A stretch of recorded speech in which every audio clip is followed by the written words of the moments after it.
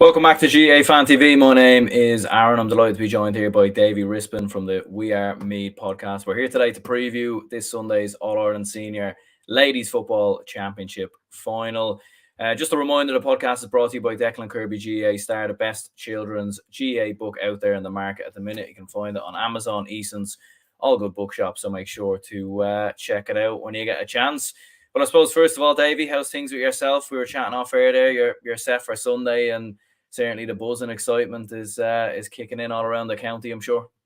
Yeah, absolutely, Aaron. It's fantastic. There's a real sort of festive feel around the county. Lots of bunting, flags, well wishes for the Meath ladies again, and remarkable to think it's almost been 12 months since they've been since they achieved history. You know, in Croke Park, winning the first All-Ireland Championship, and they're trying to retain it now and make some more history this Sunday, hopefully.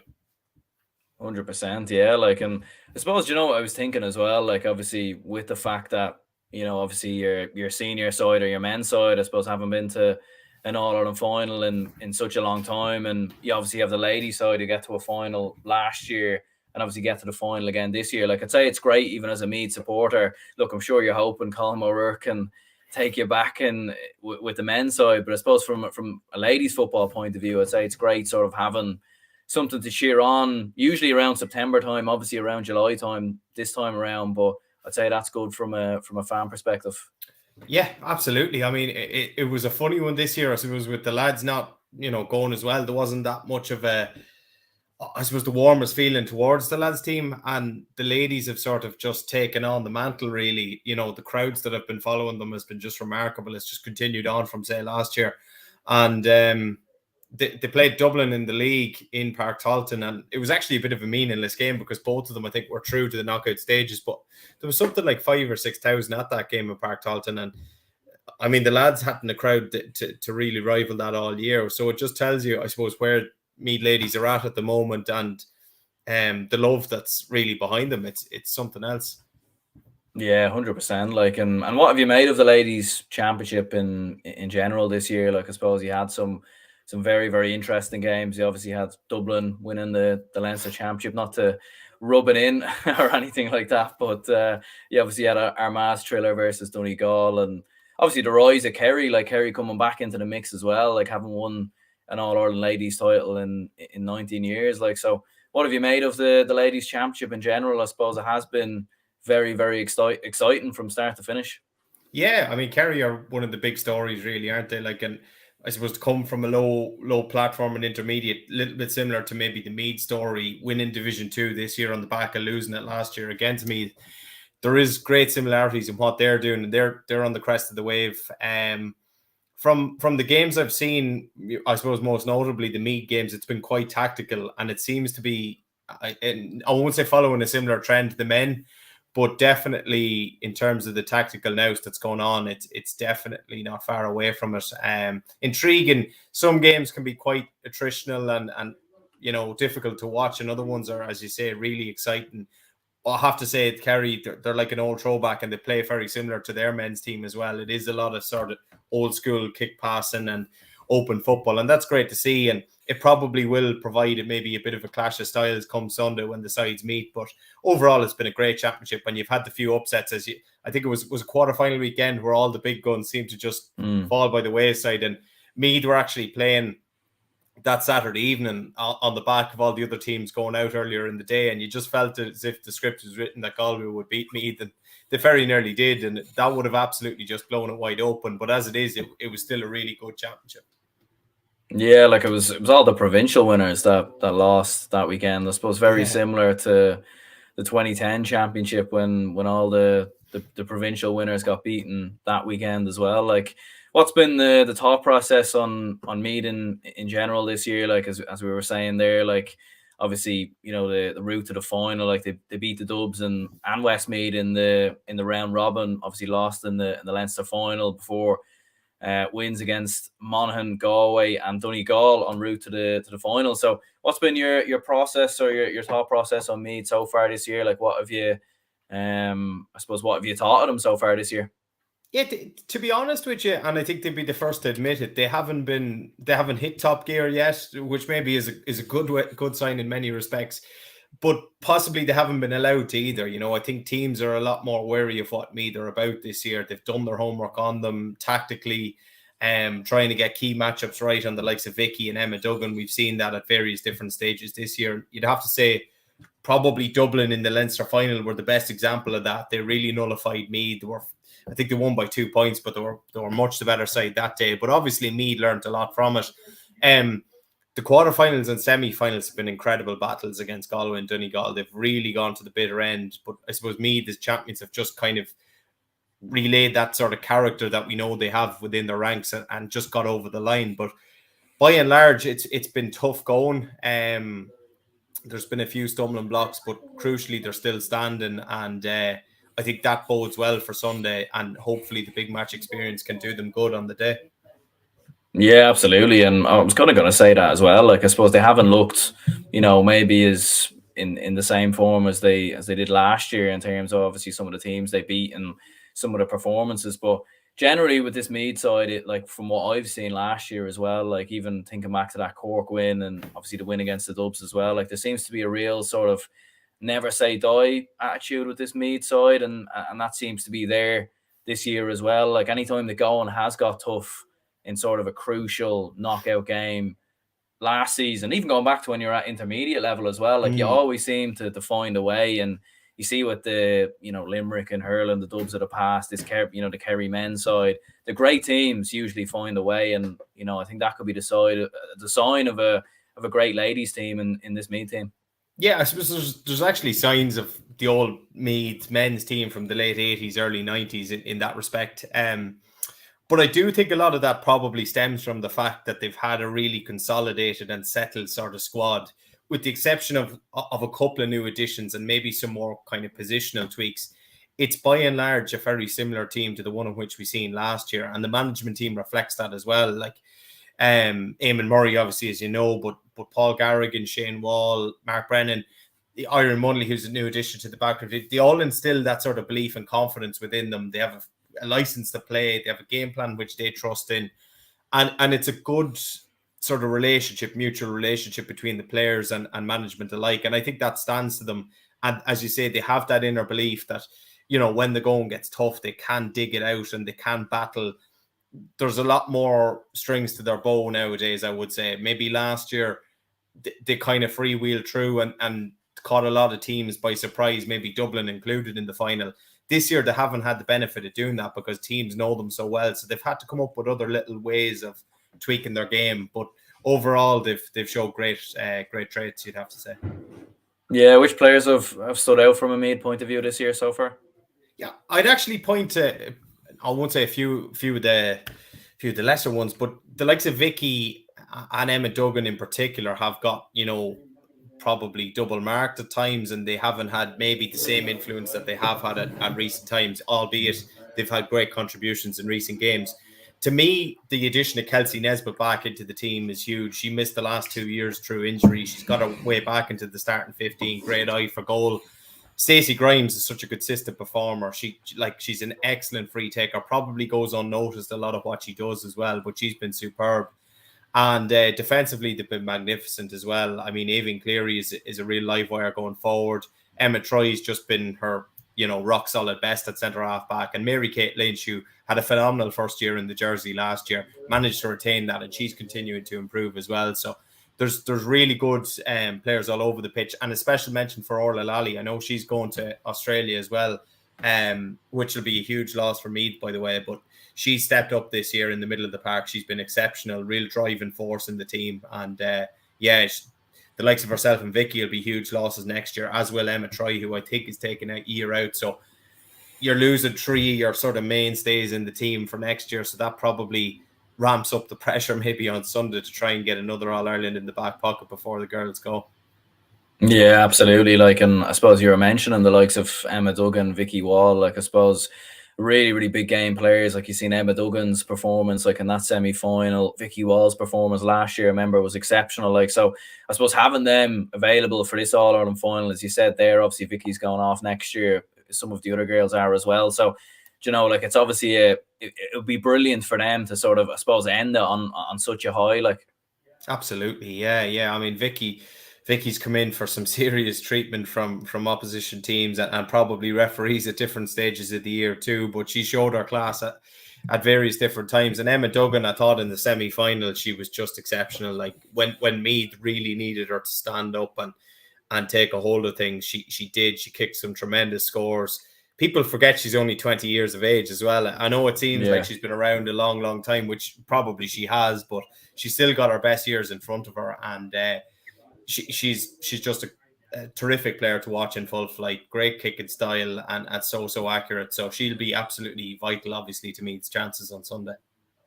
Yeah, is it weird seeing Meath as favourites in many ways? Like, I suppose last year you were going in as underdogs, obviously having come up from intermediate level. Like, I suppose it's probably a bit different having watched Meath this year because you're sort of the team to beat. Like, everyone wants to beat Meath. Everyone wants to take a scalp off the side that sort of produced the big miracle last year. So, and obviously going into the final, although Kerry have won more All-Ireland titles, they're the most successful team in history at ladies level and at men's level as well. So, I mean, is it weird sort of going in as favourites? Like, I can imagine it does feel a bit strange. Compared to last year, it does. I think Meath were 8-1 outsiders going into the final against Dublin, and this is a completely different dynamic, as you say. But I remember chatting to Sean Ennis, the Meath captain. I think it could have been after the first or second league game this year. I think they beat Cork and Navan, and they were favourites that day. And she talked about that then, going into that game, the first league game as favourites was weird for them because every single game they went into last year in the All-Ireland series, they were underdogs in, not just the final. So I think getting that off their back early in the season helped and they could get used to the tag. It still brings a degree of pressure, I'm sure, and games do get tight, but ultimately you'd have to say that the last 2 days against Donegal and Galway, they've justified the favouritism tag, but only just. Yeah, and I suppose looking at Kerry in particular, I mean, just looking at their route to the final, they beat Tipperary before a loss to Cork in the Munster final, but then big wins against Galway, Westmeath, Armagh, Mayo, and they've put up some big scores as well, like in a lot of those games. And like they've scored 16 goals in total, which is quite an extraordinary number. Like, it's over double the amount of goals that Meath have scored. So, I mean, what have been your thoughts on this Kerry side? Like, although they are going in as underdogs, I suppose well as a Meath fan, going in as underdogs in last year's final can benefit you quite a lot. So, what have been your thoughts on this Kerry team? Yeah, they're outstanding, and as we talked about at the top of the show, like they're a real free scoring, free wheeling sort of team that just like to go out and play the game the right way. I think it's 13 goals, is it, in their last 3 or 4 games? So they're a goal hungry machine. Shifra O'Shea got a couple in the semi-final, and Louise Lee Murku as well was outstanding. So those two are going to take particular minding from a Meath standpoint. I suppose in one sense, Kerry won't have come up against a defensive structure maybe like Meath before, but Meath probably won't have come up against a potent forward line as this one of Kerry. So it should be an amazing clash of styles. I just hope Meath can keep it tight because if Kerry do come out, get a couple of early goals, it really puts the squeeze on Meath, who for all their success and everything like that, I don't think you could call them the most high scoring of teams, and they tend to just about do enough. But if Kerry were to come out and really get a couple of goals in the first half or something, I think that would be a completely different challenge for Meath, who I'd imagine will try and keep it pretty tight in the opening exchanges. Yeah, and I suppose, like you mentioned, some of the players there that have obviously been very impressive from a Kerry perspective, like the likes of Paris McCarthy, Aisling O'Connell as well, Louise Namerta. Like they've done very, very well, obviously, this year, Kerry, and it's been a big rise. So I suppose, like, how do you think Meath are going to go about stopping that free-flowing attack? Because it is interesting, isn't it? Because it's almost like a clash of styles in many ways, this game. Absolutely. I take getting the matchups right will be key to it. You'd imagine Emma Troy for Meath would pick up Siofra O'Shea, who dictates an awful lot of what Kerry do on the 40. And inside, it'll be the pick of them. Katie New's only back into the Meath side. She's missed an awful lot of the year through injury. So whether or not they decide to give her the task of Mark and Louise, that'll be interesting to see. Mary Kate Lynch could shift across too, but Meath will rely on what they always do, and they'll try and get numbers back and frustrate Kerry, get turnovers, break a pace. That's been a feature of the Meath game for probably 3 to 4 years now at this stage. So it'll be just that. It'll be interesting just to see how Kerry counteract that when they do lose possession. Do they drop bodies back themselves, or do they try and play that open, expansive game that we've seen from them so far this year? They may well have to tweak it themselves, but Meath might have to tweak their own game. So, like, I don't know what way it'll line up. It should be absolutely fascinating though to see. And hopefully there's a massive crowd there to see it. I think it was 56,000, wasn't it, last year for the Dublin game as a record. With Dublin not there and the pull that brings, possibly, they mightn't just break the record this year. But I'd love to see a big Kerry crowd up there and to see a green and gold, hopefully in Croke Park on Sunday. Absolutely, yeah. Shane says here, hopefully we can complete the double Sunday up the Kingdom, and if Louise plays well, we definitely have a chance. And I suppose, yeah, like, I mean, as you mentioned there with Kerry and some of their attacking players and their rise this year, I mean, it has been a remarkable rise back through to an All-Ireland final, isn't it? Like, because you've seen them put up some big scores, beating the likes of Armagh. Like, when I seen them lose to Cork, like, I didn't really think they'd be able to recover from it, to be honest. So, shows a lot of resilience in that Kerry side as well. Obviously something that this Mayo team very clearly have too. Absolutely, and I think they topped their group, so the signs were obviously there from the group stages at the All-Ireland, but obviously the big scalp was probably against Armagh. It was funny, actually. I think that was a quarter-final, and Meath in their quarter-final last year beat Armagh. It was nearly the watershed moment for Meath, in 2021, beating Armagh and then starting to realise their potential. Maybe similar enough for this Kerry side, who have had a couple of knocks, as you say, losing that Munster final to Cork, but it's the way in which they bounce back. And as I say, the style of football they play, it's lovely to watch. Some great individual players, a bit like their lads team. You're just bred as a footballer down there, whereas maybe in other counties they develop. In Kerry, you're sort of born with a ball in your hand early, and do you know what? It's great to see them back at the top table in ladies football as well. I know you said they're the top, winning ladies side, but they've been a long time away, and it's just refreshing to see them back. And ultimately, it's another team into the mix. Like, you've had Dublin and Cork dominating for so long, then Meath arrive. Let's hope Kerry will be around for the next few years, but maybe just not at the top of the tree this year, hopefully. Yeah, I mean, how do you see the game sort of going then in many ways, or I suppose how do you see it panning out?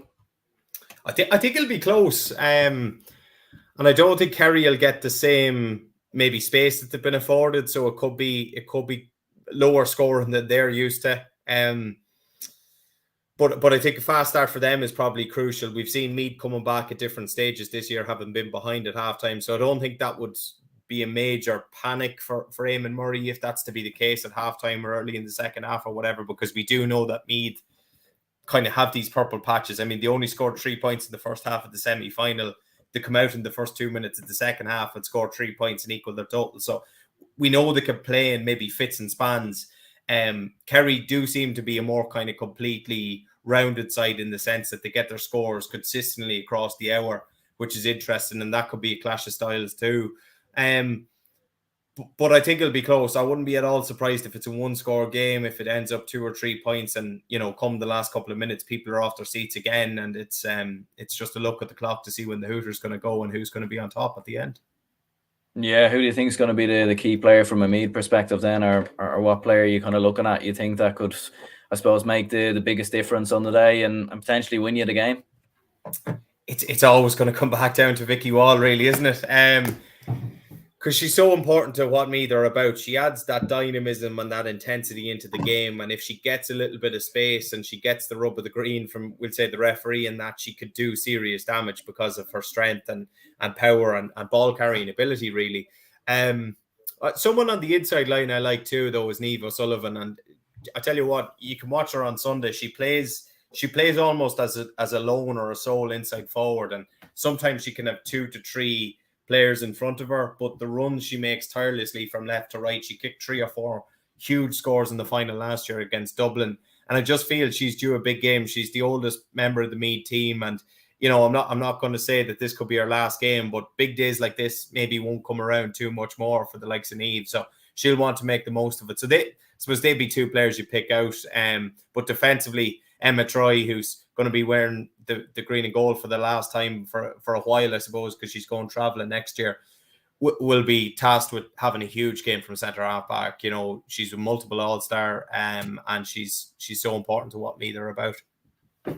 100%, yeah. And I suppose like the influence of Eamon Murray as well, like we've seen him sort of making big changes at different moments, and I think he's really been a key ingredient as manager to this Meath side, and obviously bringing them up from intermediate level all the way to winning the All-Ireland. So I suppose you have him on the sideline as well. Like he'll be barking orders, he'll be making big changes if it is going wrong, and you've seen Meath a lot of the time at times this year as well, like making big changes. So I'd imagine like the impact off the bench will be crucial as well. Absolutely. You have players who can come on and make a meaningful influence. The likes of Niamh Galogly, Orla Byrne have made, key contributions throughout the year as well. Bridgetta Lynch, who actually would have started the final last year, she likely won't start, but she's a really experienced player to bring on.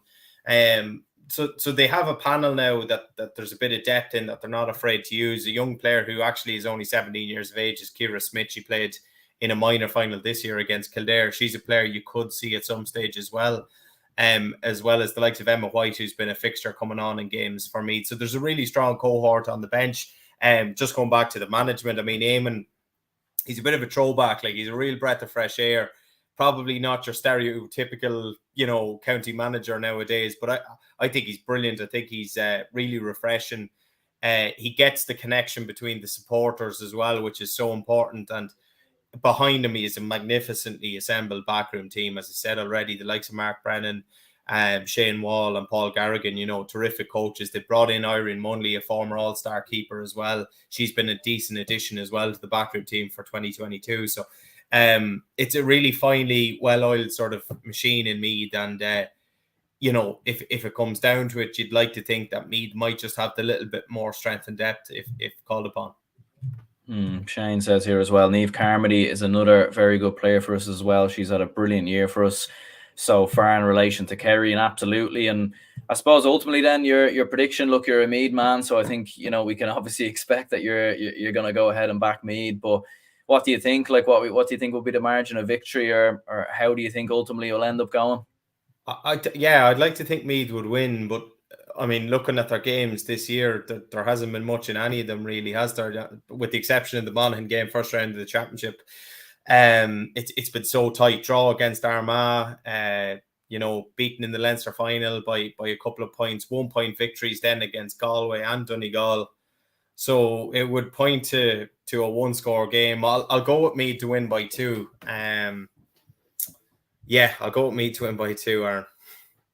Yeah, I think I'm going to back Meath narrowly as well. Like, I don't think that says a lot now. Yeah, that does say a lot now. In fairness, but they are going up against Kerry, So, like, I mean, if they're going up against someone else, maybe I'd back them, but I don't know if I can quite handle Kerry winning 2 All-Irelands in a week. Yeah, it would be some achievement, and as I said, just great to see them back. On the big day, and hopefully a big crowd travels up again for them to support them. But yeah, this would be a sweet one for Meath as well, because I'm not quite sure with the players going away. It could be tough to get back there, this time next year. But we'll see. They've defied us before, so no reason why they can't. 100%. Well, I suppose before we let you go, we have to maybe speak about the appointment of Colm O'Rourke, obviously, for the men's senior team. Like, an appointment that really sort of came out of nowhere, really. Like, I mean, I seen him on the Sunday game, obviously, 2-3 weeks ago, and he was saying he wasn't interested and everything else. And here he is now, the Meath manager. So what were your thoughts on that? Yeah, that's vintage Colm now as well. I would have he would have been my principal in secondary school, and he'd always be a cute hooer nearly, and kind of play the crowd like that. But look, it's a job that he's wanted, I suppose, for a long, long time. He's applied for it 3 times before, never really got anywhere. I do think in in fairness to him, when he was asked about it back then in the Sunday game, I don't think he'd been approached. I don't think he approached anyone. So it all has sort of happened in the last couple of weeks. Personally, I feel it's an excellent appointment though, because I think he knows club football in Meath. He's currently Simonstown Gael senior football manager. He has been, involved in Simonstown for probably most of the last decade, so he knows the club scene in Meath quite well.